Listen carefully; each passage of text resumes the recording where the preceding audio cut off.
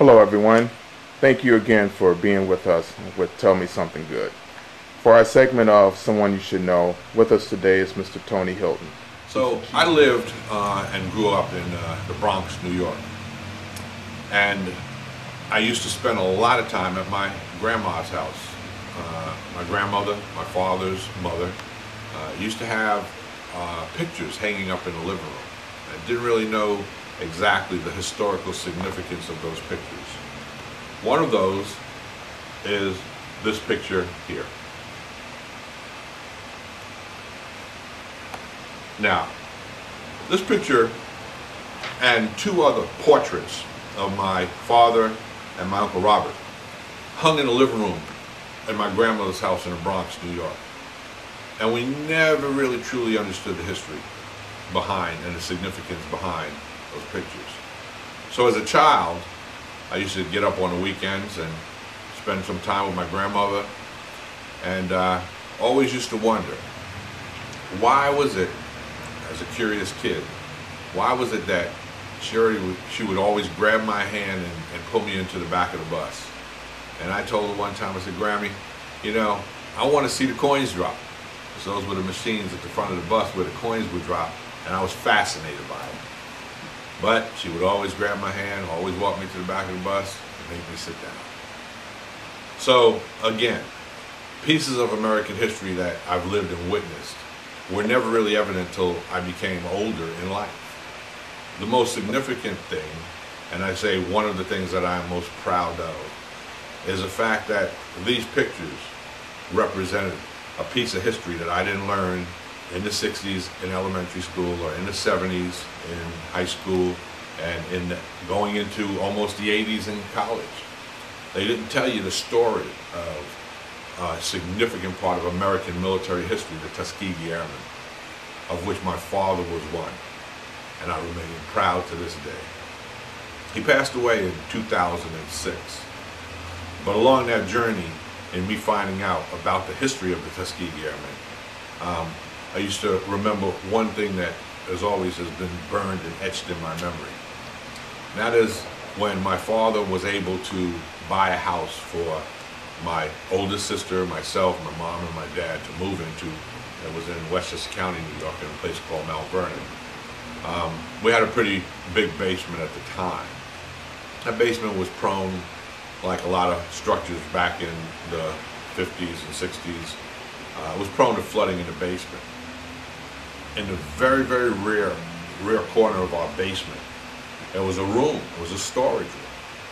And we used to go down there and we used to play. I used to keep the dog down there. It used to be a place that was cold and damp. My dad had a little desk down there. He used to do his work.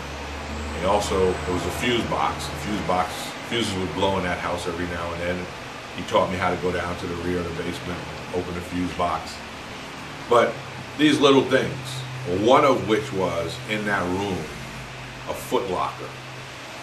A foot locker that was filled with history that I was not aware of as I was growing up. It said Tuskegee, Alabama.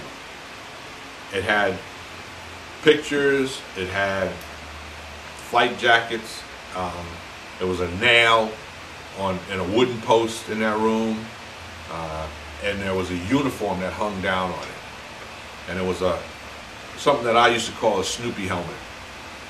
It was a mask that they had to use, an oxygen mask they had to use when they were in some of the planes of the day, the fighter planes. So to me, they were just old clothes. It was a duffel bag. It was a flight uniform.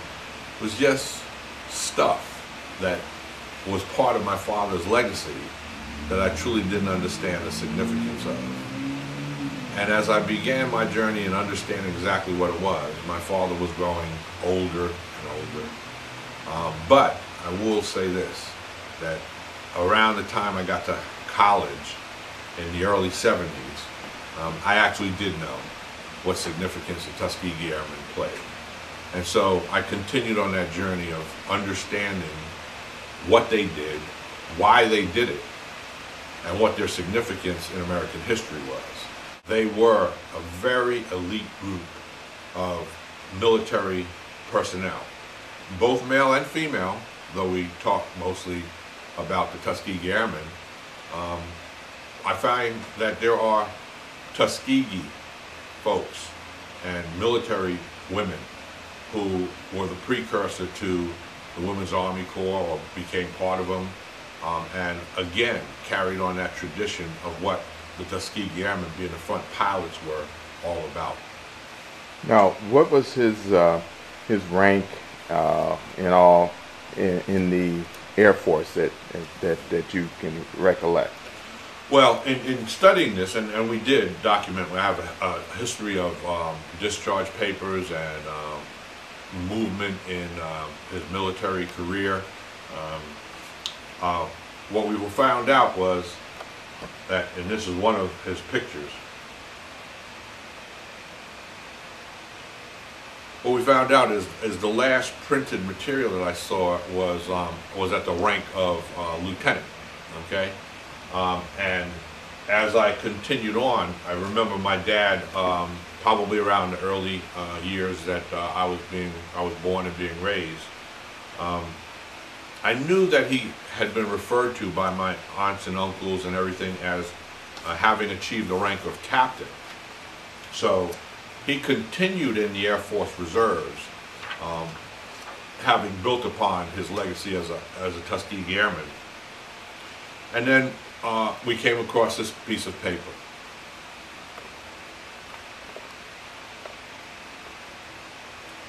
So this piece of paper reflects the fact that he was honorably discharged from the Armed Forces of the United States of America in 1957 at the rank of captain in the Air Force Reserve for the United States Air Force.